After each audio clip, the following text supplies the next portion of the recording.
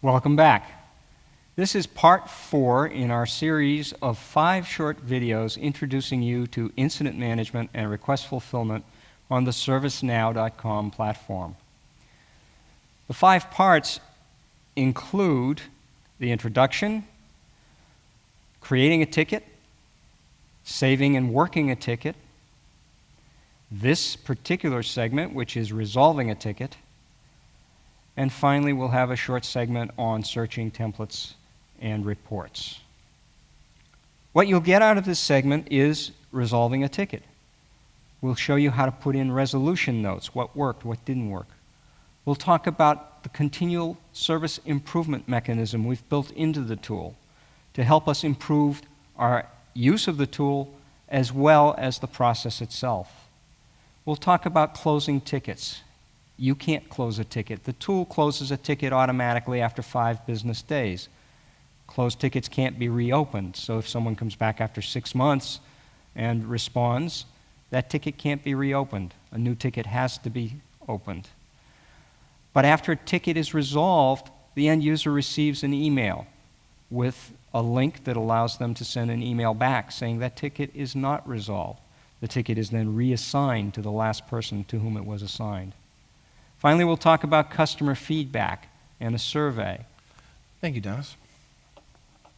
So, in order to be able to resolve a ticket, first we need to change the status field from assigned or on hold to resolved.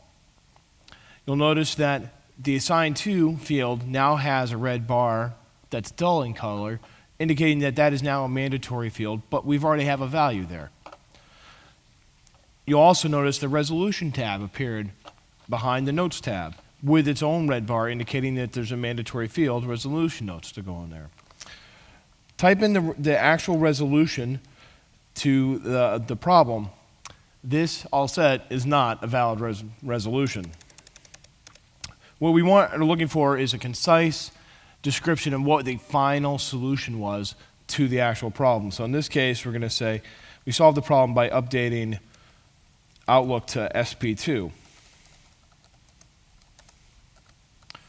All right.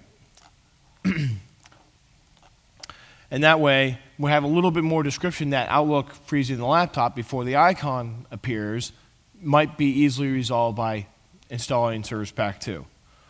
We're going to go ahead and save this ticket, and this ticket is now resolved. As Dennis pointed out, we built in the incident management process and the tool an opportunity for us to provide continual improvement on the actual process of the tool itself. This knowledge sharing opportunity checkbox is that tool. We click on that checkbox, it opens up this knowledge text. Be descriptive in telling us how we can improve the tool, the process, to shorten the length of time from when a ticket is received to when a ticket is resolved. Because the purpose of incident management, after all, is to restore normal service for every end user as quickly as possible. So that could be things like tickets are constantly being misescalated to a group. We can try to add new categories and change default assignment groups so the tickets can go to that group instead. Or we're not getting the appropriate information, which is causing delays by having to go back to the user to ask for information.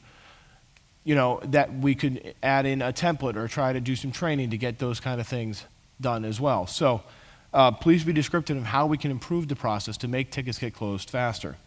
So in this case, we're going to say, we noticed that the person that originally took the call did not ask to the OS or the Outlook version. So next time, please ask for machine OS and Outlook version, because that information would have been helpful before our field tech went out there and painstakingly took time to troubleshoot. He would have been better prepared had he known this information. So we'll go ahead and save that ticket. I report every day on the knowledge sharing opportunity checkbox and analyze all the data and try to make improvements to the process or get back in touch with you and why I can't do so. Thank you. Dennis? Thank you, Matt. Finally, once a ticket is closed, a survey is automatically sent to 20% of the clients for whom tickets have been resolved. This is done randomly, and no one receives more than 1 survey a month. The survey results are reported on and reviewed by support services. That concludes part 4 of our 5 short videos on incident management and request fulfillment using ServiceNow.com. We hope you've enjoyed it.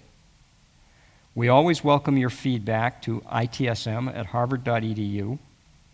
And remember the hewitt.harvard.edu/ITSM website, which has all of our materials, including the video library.